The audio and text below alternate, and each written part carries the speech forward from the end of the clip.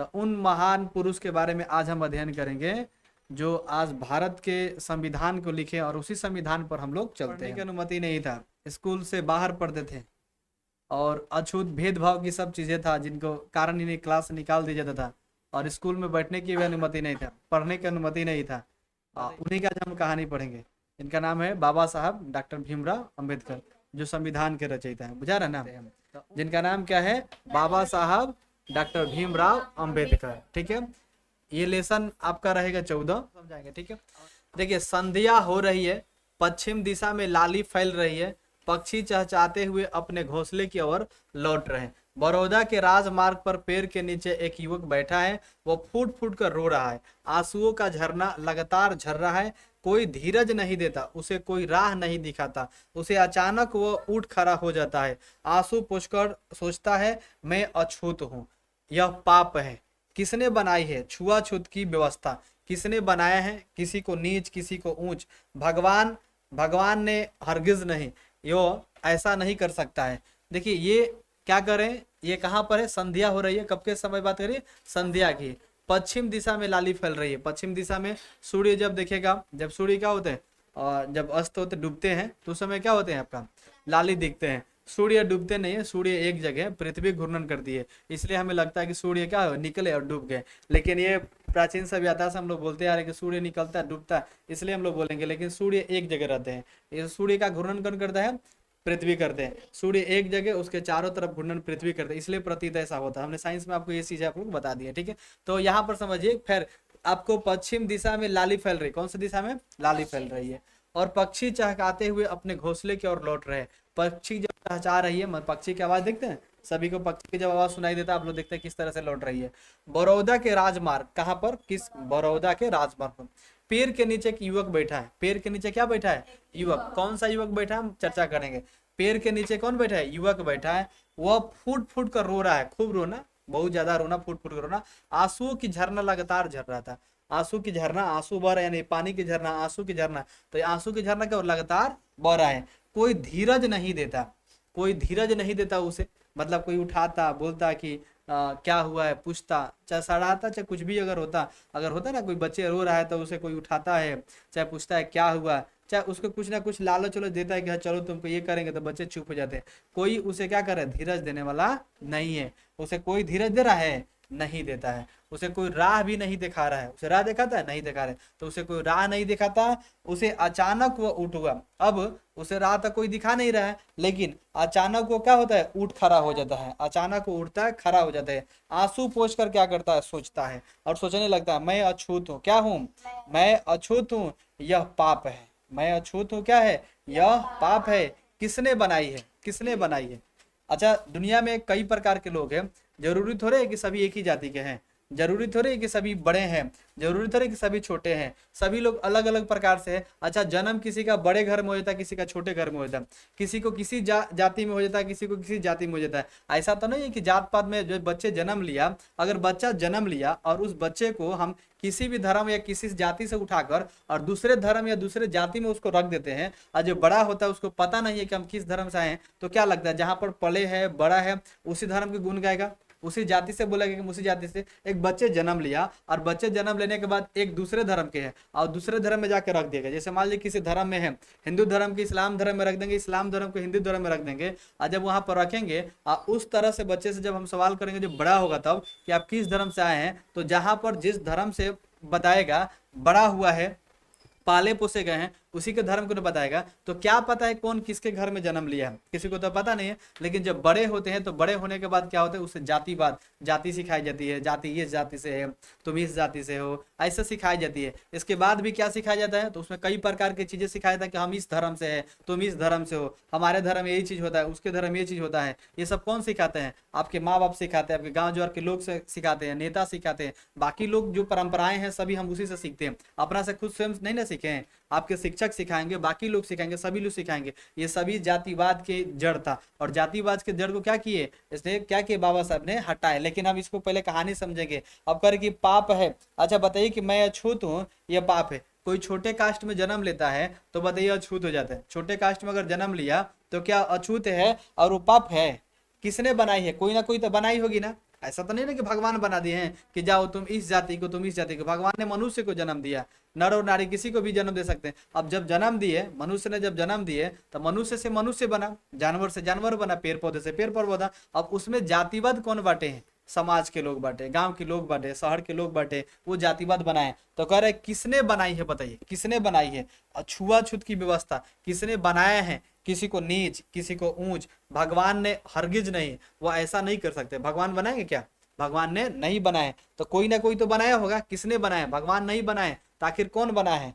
भगवान नहीं बनाए हैं तो आखिर कौन बनाए? कोई ना कोई बनाए होंगे। अब देखिए कह रहे हैं वह ऐसा नहीं कर सकता, वह सबको समान रूप से जन्म देता है। यह बुराई मनुष्य ने पैदा की है, मैं इसे मिटा कर रहूंगा। और वो उड़ता है और बच्चे क्या करता है? सोचता है वहां से कि ये जो बुराई है, ये बुराई को क्या करेंगे? हम मिटा देंगे। वहां से निर्णय लेता है, वहां से एकदम प्रणय लेता है और क्या करता है? वहां से मिटाने के लिए सोचता है। जब वो उठता है, खड़ा होता है, आंसू पूछता है, आंसू पूछने के बाद क्या करता है?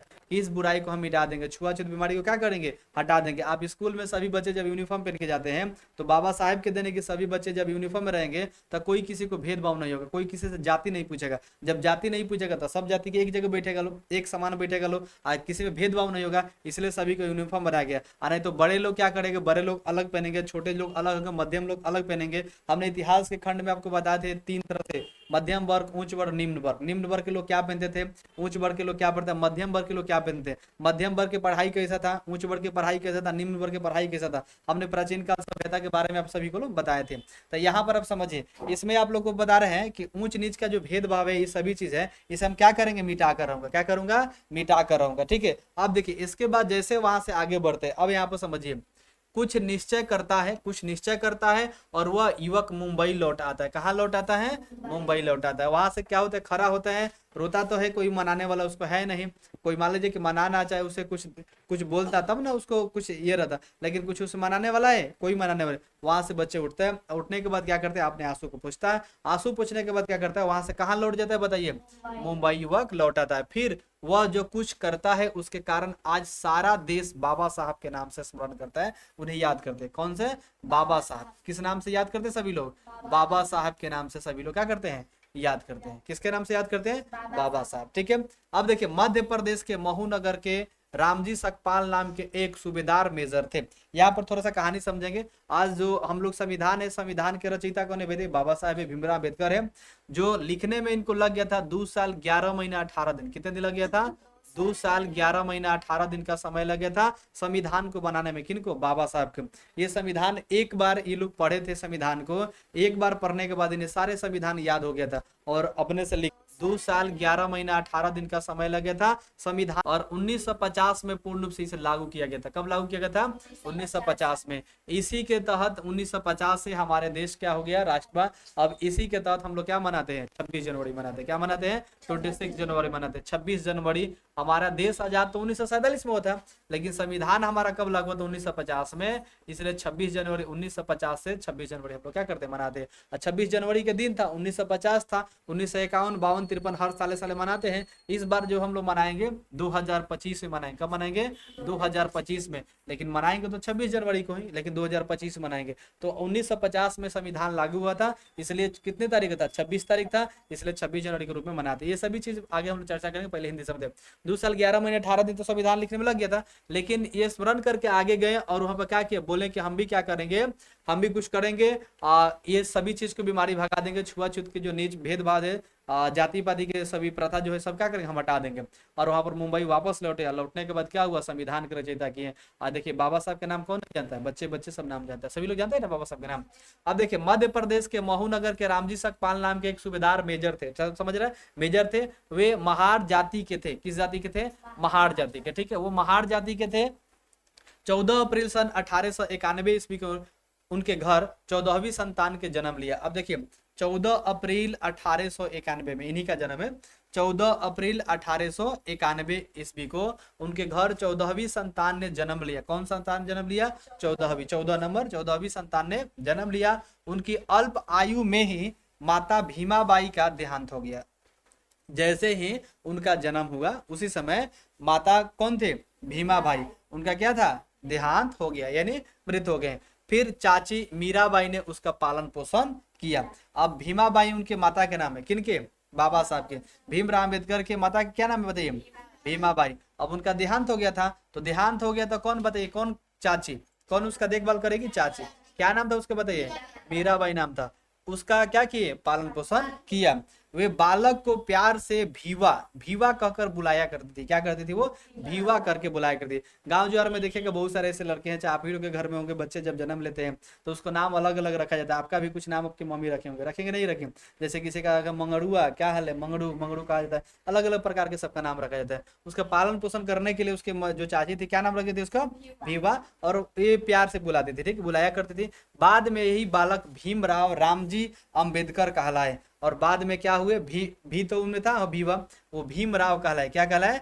भीमराव रामजी अम्बेडकर कहलाए। क्या कहलाए वो? भीमराव रामजी अम्बेडकर कहलाए, ठीक है ना। क्यों? क्योंकि इनके जो पिता थे वो रामजी सकपाल थे। उनका नाम क्या था पिता का? यहाँ पर देखिए रामजी सकपाल था, इसलिए रामजी भी उनके क्या हो, नाम में लग गया, ठीक है। तो भीमराव रामजी सकपाल हम लोग अम्बेडकर कह देंगे, चाहे बोल देंगे भीमराव राजभी अम्बेडकर बोलेंगे, ठीक है। तो हम लोग यहाँ पर भी बोल सकते हैं भीमराव रामजी अम्बेडकर, या बोल देंगे भीमराव रामजी सकपाल अम्बेडकर, तो टोटल बोल देंगे। अब रामजी भी बोल दीजिएगा तो उनका पापा का नाम यहाँ पर आ जाएगा, ठीक है ना। तो इनका क्या नाम पड़ा बाद में यह बालक क्या कहलाए? भीमराव रामजी अम्बेडकर कहलाए, ठीक है। अब समझिए यहाँ पर, अब यहाँ तक तो चले गए। अब इसमें हम लोग बात करते हैं, जिस वर्ष भीमराव का जन्म हुआ था उसी वर्ष रामजी नौकरी से छुट्टी पाकर रत्नागिरी के दपोली स्थान पर आ गए थे। जैसे भीमराव का जन्म हुआ था उसी वर्ष रामजी नौकरी छुट्टी करके क्या किया, मैंने छोड़ दिया, छुट्टी कर लिया, और वहां से छुट्टी पाकर क्या किए? रत्नागिरी के दपोली स्थान पर आ गए। गांव के नाम है दपोली स्थान आ गया। यही भीमराव को पहली बार एक मराठी स्कूल में भर्ती कराया गया। कितने, कौन से स्कूल में? मराठी स्कूल में उनको भर्ती कराया गया। 4 वर्ष के बाद वे पिता के साथ सतारा आ गए। कहां पर आ गए? सतारा आ गए। कितने वर्षों के बाद? 4 वर्षों के बाद वो पिता के साथ कहाँ आ गया? सतारा आ गए। और सरकारी स्कूल में भर्ती हुए। किस स्कूल में भर्ती हुए? सरकारी स्कूल में भर्ती हुए। सन कब के बात करें? सन 1905 में रामाबाई नाम की कन्या से भीमराव की शादी हो गई, ठीक है। उस समय वो 9 वर्ष के थे। कितने वर्ष के थे? 9 वर्ष के थे। तो रामाबाई, उनके पत्नी का क्या नाम है बताइए? रामाबाई। माता का नाम क्या है बताइए? भीमाबाई। सभी तो याद रहेगा आप लोगों को, रामाबाई, भीमाबाई सभी याद रहेगा ना। और चाची का नाम क्या था बताइए? मीराबाई। सभी लोग को तो याद ही रहेगा, ठीक है। अब देखिए 9 वर्ष के थे जब उनका शादी हुआ था। कितने वर्ष के थे? 9 वर्ष के थे। सभी को याद रहेगा ना, 9 वर्ष के थे। अब देखिए 9 वर्ष की थी। शादी के बाद भीमराव अपने पिता के साथ मुंबई चले। वहां के किस स्कूल में? एलिफिनेस्टन स्कूल में क्या हुआ? भर्ती हुए थे, ठीक है। इस स्कूल में छुआछूत की कुप्रथा नहीं थी। छुआछूत की जो बीमारी थी, कुप्रथा उसमें नहीं थी, इसलिए उस स्कूल में दाखिला कराया गया था। बाकी स्कूल में छुआछूत की था, इसलिए उनको दाखिला नहीं हो रहा था। अब देखिए सन 1907 में भीमराव ने मैट्रिक परीक्षा उत्तीर्ण की। कब बताइए मैट्रिक किए थे? 1907 में किए थे। और महार जाति के लिए यह बहुत गौरव की बात थी, क्योंकि महार जाति में उतने पढ़े लोग नहीं मिलते थे, इसलिए उस समय बहुत महार जाति के जो मैट्रिक में पास किए थे तो बहुत अच्छा वो लोग, सब लोग सोचते थे कि चलो कम से कम हमारे जाति में भी तो पढ़ने वाला कुछ लोग आ गए, ठीक है। तो 1907 में भीमराव ने मैट्रिक की परीक्षा उत्तीर्ण की। महार जाति के लिए बात क्या होती? बहुत गौरव थी, बहुत गौरव की बात थी। घर में खूब खुशियां मनाई गई। भीमराव एलिफिनेस्टन कॉलेज में पढ़ने लगे। बड़ौदा के महाराज सयाजी राव गायकवाड़ ने प्रसन्न होकर उन्हें 25 रुपये मासिक छात्रवृत्ति देना आरंभ कर दिया। कितने रुपया दिया उन्हें? 25 रुपये। 25 रुपये मासिक, यानी हर महीना उन्हें 25 रुपये छात्रवृत्ति देने लगा। हर महीने उन्हें 25 रुपये मिलने लगा। सन 1913 में वे बीए उत्तीर्ण हो गए। आपका कब बीए हुए बताइए? 1913 में हुआ, ठीक है। महाराज ने यह उन्हें बड़ौदा बुलाया और दरबार में नौकरी दे दी। महाराज बुलाया और बड़ौदा में क्या मिला? उनको नौकरी मिल गया। दुर्भाग्य से इसी वर्ष उनके पिता का स्वर्गवास हो गया, ठीक है। क्या हो गया? स्वर्गवास हो गया, यानी उनके पिता क्या हो गया? पिता का देहांत हो गया, स्वर्गवास हो गया, स्वर्ग में वो चले गए जब इनका उस समय नौकरी हुआ तब, ठीक है। महाराज के दरबार में भीमराव को कट्टरपंथियों की घृणा का पात्र बनना पड़ा। चपरासी तक उनको फाइलें फेंक कर देते थे। तंग आकर भीमराव ने नौकरी छोड़ दी, क्योंकि जब काम करते थे तो सभी क्या होता? घृणा, सभी लोग घृणा करते थे इनसे, घृणा के पात्र बन गए। चपरासी तक आके फाइल फेंक देता, फाइल लगे नहीं देता था, दूर से फेंक देता कि लो लेकर जाओ फाइल को, छूटा कोई नहीं था। इतना भेदभाव था। चपरासी भी उनको क्या करते? फाइल फेंक कर देते थे। तंग आकर भीमराव ने क्या किया? नौकरी छोड़ दी। वे फिर महाराज से छात्रवृत्ति पाने में सफल हुए और उन्हें उच्च शिक्षा के लिए कोलंबिया यानी अमेरिका चले गए। कहाँ पर चले गए? कोलंबिया में चले गए यानी अमेरिका चले गए। अपनी महार जाति के वे पहले विद्यार्थी थे जिन्हें विदेश जाने का अवसर मिला। स्कॉलरशिप मिल गया, इन्हें छात्रवृत्ति मिल गया। महार जाति के पहले से व्यक्ति थे जिन्हें अवसर मिला कहाँ जाने के? विदेश। अपना देश छोड़कर दूसरे देश में जाना क्या कहलाता है? विदेश कहलाता है।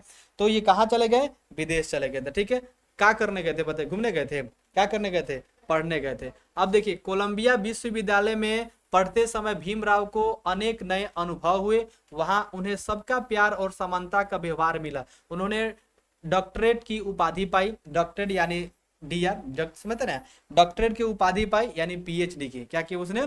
पीएचडी की। ठीक है, डॉक्टरेट की उपाधि पाई यानी क्या की? उसने पीएचडी की। उन्होंने पीएचडी की यानी डॉक्टरेट की उपाधि पाई सन 1916 में। कब की बात करें? सन 1916 में वे कोलंबिया से लंदन पहुंचे। कहाँ पहुंच गए? कोलंबिया से लंदन पहुंच गए। वहां 1 वर्ष रहकर वे मुंबई लौट आए। 1 वर्ष लंदन में रहे, ज्यादा नहीं रहे, लंदन में पढ़ाई किए, 1 वर्ष रहे और कहाँ फिर लौट आए बताइए? मुंबई में, जहां रहते थे वहां लौट गए। महाराज गायकवाड़ ने उनको सेना में सचिव के पद पर बड़ौदा बुला लिया और सेना के पद पर बुला लिया कि आके सेना में इसमें लग जाओ। किंतु वहां फिर उनको घृणा का शिकार होना पड़ा। फिर घृणा करने लगा। सेना तो बन गए, फिर भी भेदभाव हो रहा था। अधीनस्थ कर्मचारी उनसे घृणा करते थे। कार्यालय में उनको पीने के लिए पानी तक नहीं मिलता था। पानी भी नहीं दिया जाता था कि अगर पानी जिस गिलास से छुएंगे तो क्या हो जाएगा? वो अछूत हो जाएगा, इसलिए उसको दिया नहीं जाता था। इस व्यवहार से उनका हृदय टूट गया। अच्छा, ऐसे कोई व्यवहार करेगा, अगर मान लीजिए किसी को खाना खिलाइएगा, उसी पर दूल्हा दे दे, खाना खिला के बोल देता खाना पसंद है क्या बताइए? तो यहाँ से क्या हुआ? अब उनको व्यवहार अच्छा नहीं लगा, पानी तक भी पीने को नहीं दिया जाता कि अपना पानी तुम अलग से लेकर आओ, अपना पानी हम लोग पियेंगे। तो इस तरह से व्यवहार पर उनका हृदय क्या हो गया? टूट गया, दिल यानी टूट गया। उन्होंने आंखों में आंसू भरकर नौकरी छोड़ दी और मुंबई जा पहुंचे। अब वहां से फिर आंखों में आंसू यानी रोए, बहुत रोए, फिर उसने छोड़ दिए। बहुत मतलब क्योंकि मजबूरी था, नौकरी तो करना था, लेकिन फिर भी क्या करे? अब उस तरह से जिंदगी से बढ़िया कि नौकरी छोड़ देंगे, भीखे मांगेंगे। जब मान लीजिए कि ऐसा ही चलेंगे तो कोई पूछबो नहीं करेगा। ऐसे बने कम से कम है कि हम किसी के पास नौकर नहीं बनेंगे, आराम से कहीं अपना रह कुछ काम कर लेंगे। तो इसने क्या किए? उसने वहां से छोड़ दिए काम, और क्योंकि उन्हें रोए और रोकर भी नौकरी छोड़े और वहां से मुंबई जा पहुंचे। कहाँ पहुंचे? मुंबई जा। विदेश में रहकर डॉक्टर अंबेडकर ने 2 पुस्तकें लिखी थी। विदेश में रहकर डॉक्टर अंबेडकर ने क्या किए? कितने पुस्तकें लिखी थी? 2, जिनके नाम के आगे डॉक्टर लगता है वो पीएचडी करते हैं। क्या करते हैं वो? पीएचडी। अभी डॉक्टर साहब नहीं इलाज करेंगे, लेकिन पीएचडी की है, क्योंकि डॉक्टरी की पढ़ाई करते डायरेक्टर की। अब देखिए, धीरे धीरे उनकी विद्वता की धाक जमने लगी। अब उनको मान लीजिए कि अब विद्ता था, विद्वान थे, अब धीरे धीरे विद्वान थे, तो उनके धाक धीरे धीरे क्या हो गए? जमने लगी। मुंबई के एक कॉलेज में उन्हें प्रोफेसर के पद पर नियुक्ति कर लिया गया। वहां प्रोफेसर बना दिया गया। क्या बना दिया गया? प्रोफेसर। किंतु वहां भी संघर्ष कम नहीं हुआ। किसी प्रकार के भीमराव ने 2 वर्ष निकाले। अंत में यहाँ भी उन्हें त्याग पत्र देना पड़ा। वहां से भी त्याग पत्र देना पड़े। वहां पर भी भेदभाव हो ही रहा था, कम हो रहा था, प्रोफेसर तक कम हो रहा था, लेकिन हो ही रहा था वहां पर भी। सन 1920 में उन्होंने छुआछूत की बुराई से लड़ने के लिए मूक नायक नामक साप्ताहिक अखबार निकालना आरंभ किया। और इस 1920 में, कब की बात है? 1920 में उन्होंने जो छुआछूत की बुराइयां थे, बीमारियां थी, उसे लड़ने के लिए, लड़ाई लड़ने के लिए क्या निकाले? मूक नायक नाम के एगो साप्ताहिक पत्रिका निकाले। अखबार जो होता है ना, पेपर आप लोग पढ़ते वही है। तो मूक नायक, उसका नाम क्या था? मूक नायक नामक साप्ताहिक। सप्ताह में 1 बार होता था, सप्ताह में 1 बार आता था। अखबार निकालना आरंभ किया, चालू कर दिया। और साधन के अभाव में कुछ समय बाद उसे भी बंद करना पड़ा। साधन ठीक नहीं था, साधन बढ़िया नहीं था, व्यवस्था ठीक नहीं था, इसलिए उसे भी बंद करना पड़ा। भीमराव पढ़ने के लिए फिर लंदन चले गए 3 वर्ष के लिए, और 3 वर्ष रहकर उन्हें अर्थशास्त्र, किसका? अर्थशास्त्र में DSSC की उपाधि प्राप्त की। और सन 1923 में वो मुंबई लौट गए। फिर लंदन गए और कितने साल रहे? 3 साल। और 3 साल के बाद क्या हुआ? फिर वो वापस आ गए। कहाँ पर आ गए बताइए? फिर मुंबई वो वापस आते हैं। ठीक है, अब देखिए, और उन्होंने वकालत आरंभ कर दी। क्या किए? वो वकालत, वकील समझते ना, वकील, वकालत स्टार्ट की। 1 वर्ष बाद कुछ मित्रों की सहायता से उन्होंने बहिष्कृत हितकारिणी सभा की स्थापना की। मित्र मिलके बहिष्कार के, वहां से दलितों की समस्या हल करना इस सभा का मुख्य उद्देश्य था। जितने दलित परिवार थे सभी को क्या करना, समस्या को हल करना था, क्योंकि ये हमारे साथ है तो हमारे जितने सारे परिवार है या आने वाले जितने दलित होंगे सबका क्या होगा, ऐसा ही हाल होगा। इसलिए उसे क्या किए, यहाँ से बहिष्कार किए, ठीक है, उसे हटाए, हटाने का यहाँ पर क्या किए, अब वहां से समस्या को जो हल था उसे ढूंढने लगा और बहिष्कृत करने के लिए हितकारिणी सभा की स्थापना की। दलित की समस्या को हल करना था इस सभा में। उस मुख्य उद्देश्य क्या था कि दलित की जितने सारे समस्या है उसे हल करना है, इसका मुख्य उद्देश्य ही रहता। सन 1927 में उन्होंने बहिष्कृत भारत नामक समाचार पत्र निकालना स्टार्ट किया, ठीक है, क्या चीज, बहिष्कृत भारत, बहिष्कृत भारत, ठीक है। अब बहिष्कृत भारत नामक इस समाचार पत्र निकला, तो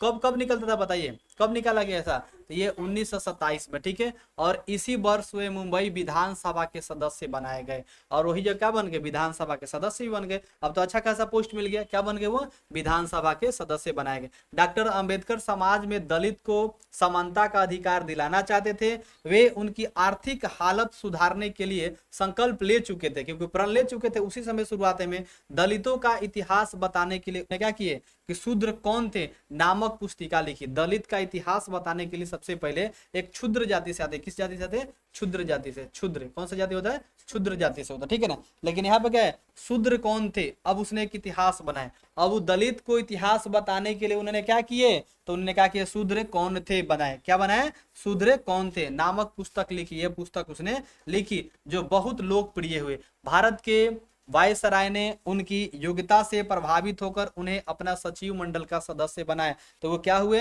बहुत लोकप्रिय होते। भारत के वायसराय ने उनकी योग्यता से प्रभावित हुए और अपने सचिव मंडल के रूप में क्या बना, उसे सदस्य बना ले गया। सन 1947 में भारत के स्वतंत्र होने पर, हमारा देश जब आजाद हुआ तब संविधान सभा के सदस्य चुने गए, यानी संविधान जो था उसके सभा के क्या चुने गए, सदस्य चुने गए। संविधान का प्रारूप उन्हीं की अध्यक्षता में तैयार हुई, और वो अध्यक्ष थे, उन्हीं की अध्यक्षता में क्या हुए, तैयार हुए। वो जो कहेंगे वही ऐसा ही होगा, ठीक है। अध्यक्ष बनाया गया और उन्हीं के अध्यक्षता में क्या हो गया, तैयार हुआ। उन्होंने उसमें दलित को समानता का अधिकार दिलाया। राष्ट्र की एकता के लिए भी उन्होंने कई बातें संविधान में सम्मिलित कराई। 15 अगस्त 1947 को स्वतंत्र भारत की प्रथम सरकार बनी। डॉक्टर अंबेडकर भारत सरकार के कानून मंत्री बने। उस समय 15 अगस्त 1947 को जब हमारा देश आजाद हुआ था, प्रथम बार सरकार जब बनी थी, तो डॉक्टर अंबेडकर यानी बाबा साहब ने प्रथम बार क्या बने थे बताइए, कानून मंत्री बने थे। कौन मंत्री बने थे, कानून। कब बने थे बताइए, 1947 को जब हमारा देश आजाद हुआ था, अब प्रथम बार सरकार बनी थी। डॉक्टर अंबेडकर ने पुराने कानून में कई सुधार का नींव रखी। सन 1951 में उन्होंने अपने पद से त्याग पत्र दे दिया, और 1951 में क्या हुआ, अपना जो पद उन्हें मिला था उन्हें क्या किया, पद को त्याग दिया गया। कानून मंत्री से क्या किए, पद को अपना त्याग दिए, ठीक है। अब समझेंगे, सरकार से अलग होकर वे पूरी शक्ति से दलितों की सेवा में जुट गए। दलित समाज उन्हें देवता की तरह पूजने लगा। वे जहां जाते थे जय भीम के नारे से आकाश गूंज उठता था। रूढ़िवादियों के आगे वे झुकना नहीं जानते थे। उन्होंने दलित को राय दी, तुम सब बौद्ध बन जाओ। दलित को भी बोले कि सभी लोग क्या बन जाओ, तुम बौद्ध धर्म भी अपना लो, चाहे बौद्ध बन जाओ, ठीक है। उन्होंने सन 1955 ईस्वी में भारतीय बौद्ध महासभा की स्थापना भी कर डाली। एक वर्ष बाद नागपुर में उन्होंने स्वयं भी बौद्ध धर्म स्वीकार कर लिया। कौन सा धर्म स्वीकार कर लिया, बौद्ध धर्म अपना स्वीकार कर लिया, ठीक है। इस घटना से रूढ़िवादी में बड़ी खलबली मच गई। किस में, रूढ़िवादी में। अब यहाँ पर समझेंगे। अब इसके बाद दुर्भाग्य से दलित का यह नेता अधिक दिनों तक जीवित नहीं रहा। 6 दिसंबर सन 1956 ईस्वी को अचानक लाखों पीड़ितों को छोड़कर डॉक्टर अंबेडकर स्वर्गवासी हो गए। अब बहुत सारे जितने सारे पीड़ित थे, बहुत उपाय किए, बहुत प्रयास किए, प्रयास के बाद बहुत चीज बदलाव के बाद क्या, वो जितना तक जिंदा रहेंगे उतना ही दिन तक काम करेंगे। इसके बाद क्या बन गए, स्वर्ग साधक। कब मरे थे अपना, कब इनका, तो इनका स्वर्गवासी जाना कब हुआ था बताइए, 1956 में। कब, 6 दिसंबर 1956 में। दलित कहा जाने वाला समाज अभी डॉक्टर अंबेडकर को बाबा साहब कहकर सम्मान देता है। वह देश के पिछड़े और दलित समाज के प्राण थे। बचपन से ही उनमें कठिन परिश्रम है, बचपन से ही कठिन परिश्रम करने की क्या थी, उनमें आदत थी। नित्य 18 घंटे पढ़ना उनके लिए सहज बात थी, और 18 घंटा पढ़ते थे। क्यों पढ़ते थे, उनको पता था कि आज हम पढ़ेंगे तो कल बदलाव करेंगे। जो पढ़े लिखे होंगे लोग उससे बात मानेंगे, बदलाव करेंगे, इसलिए पढ़ रहे थे। और सिनेमा और गपशप में वे दूर रहते थे। ना सिनेमा देखने जाते थे, ना गपशप करते थे, और बाकी लोग से ये सब चीजें करते दूर रहते थे। बेकार की चीजें कोई काम नहीं करते। कठिनाइयां उनका मार्ग नहीं रोक पाती थी, और जितने कठिनाई थे उनके मार्ग को नहीं रोक पाते पाते थे, चलते जाते थे, अपने कर्तव्य पर लगे रहते थे, वे जो सोचते वही करते थे। उनका भाषण बहुत प्रभावशाली होता था, तर्क करने की उनमें अनोखी शक्ति थी। क्यों? क्योंकि दिनों रातों पढ़ते थे, दिन रात अपने तपस्या करते, दूसरे के फेर में नहीं रहते थे और ना ही आलतू फालतू चीजें में गपशप करते थे और सिनेमा देखने जाते हैं। डॉक्टर अंबेडकर किसी भी धर्म के विरोधी नहीं थे और किसी भी धर्म का वो विरोध नहीं करते थे। हमने बताया था कि भारत में 8 प्रकार के धर्म है, 8 धर्म अलग अलग अपना धर्म को प्रचार कर सकता है, लेकिन ध्यान है क्या, कोई भी ऐसा धर्म अगर प्रचार करेगा तो उस धर्म के चलते दूसरे धर्म को ठेस नहीं पहुंचना चाहिए। ये सभी चीज आप लोग को हम अध्ययन करवाते हैं, याद नहीं सभी लोग को? अपना धर्म कोई प्रचार कर रहा है तो दूसरे धर्म को ठेस नहीं पहुंचना चाहिए, कोई भी धर्म हो, ठीक है। तो 8 प्रकार के धर्म हम लोग भारत में पढ़े थे, ठीक है। तो इसने अंबेडकर, बाबा साहब अंबेडकर किसी भी धर्म के विरोधी नहीं थे, कोई धर्म के विरोध वो नहीं करते थे। वे धर्म को मनुष्य के लिए बहुत आवश्यक मानते थे। उनकी लड़ाई तो उन बुराइयों से थी जिन्हें मनुष्य ने धर्म में उत्पन्न कर दिया था। धर्म से कोई बुराई नहीं थी, धर्म में ही उत्पन्न कर दिया था, जाति बना दिया था। धर्म में भी क्या बना दिया था? जाति बना दिया था। बौद्ध धर्म को वे इसलिए पसंद करते थे कि वह समानता पर आधारित थे। वे कहा करते थे कि वेद, शास्त्र, स्मृति, पुराण आदि को कुछ लोगों ने छुआछूत की हथियार बना लिया है। सभी लोग नहीं, जो शास्त्र होता है, वेद होता है, स्मृति होता है, पुराण होता है, इसको कुछ लोग क्या बनाए गए? छुआछूत हथियार बना लिया गया है। और डॉक्टर अंबेडकर इसीलिए महान है क्योंकि उन्होंने छुआछूत के पाप को नष्ट करने का प्रयत्न किया। उनके प्रयत्न से दलित को कानून की समानता का अधिकार मिला। आज दलित बालक विद्यालयों में सामान्य बालक के साथ बैठकर पढ़ते हैं, खाते पीते और खेलते कूदते हैं। गाड़ी, होटल, तीर्थ मंदिर आदि सभी जगह उन्हें समानता का अधिकार प्राप्त है। पहले तो बाबा साहब के नहीं था, बाबा साहब को तो पता था कि उठा के फेंक देता था लोग स्कूल में। हजारों वर्ष के भारतीय इतिहास की यह बहुत बड़ी घटना है। एक बहुत बड़े वर्ग को छुआछूत के पाप से डॉक्टर अंबेडकर ने छुटकारा दिलाया। आने वाली पीढ़ी बाबा साहब अंबेडकर के नाम से महान कार्यों के स्मरण करे, गौरव के अनुभव करती रहेगी। आज भी करते हैं, बाबा साहब को सभी लोग पूजा करते हैं कि नहीं करते हैं? आज भी करते हैं और आज भी सम्मान देते हैं। इन्हीं के कारण से दलित परिवार का क्या हुआ था? कल्याण हुआ था और ये छुआछूत की बीमारी हटा दिया। इसमें सभी प्रकार के हम लोग अध्ययन किए कि डॉक्टर बाबा साहब को कितना कठिनाई करना पड़ा। ये तो बहुत चीज नहीं लिखा, जितना ये कष्ट किए सभी कष्ट को थोड़ा लिखा गया है, कष्ट को लिखा नहीं, बहुत कष्ट किए। का अनुमति नहीं था, बाबा साहब को स्कूल से बाहर पढ़ाया जाता था, स्कूल में आने की अनुमति नहीं था। एक बार टीचर को आके गलती से पैर छू लिए थे, वो बड़े जाति के थे, बहुत मार मारे थे उसको, बहुत पिटाए थे। उसके बाद उसके स्कूल से बाहर रखा गया था। क्लास में तक किसी से बच्चा से बोलना नहीं है, कोई बेंच पे बैठाता नहीं था। अब बताइए, वो आज हमारे देश के क्या है? महान व्यक्ति में आते हैं। तो ये मेहनत की, 18 घंटा लगन था पढ़ने के लिए। बताइए, आप लोग 1 घंटा पढ़ने के बोले जाता था, रहे थे छुट्टी करी, मम्मी बोले ली है चाची के लेके जल्दी आई है, कल गोधन कूटे के बाद बताओ।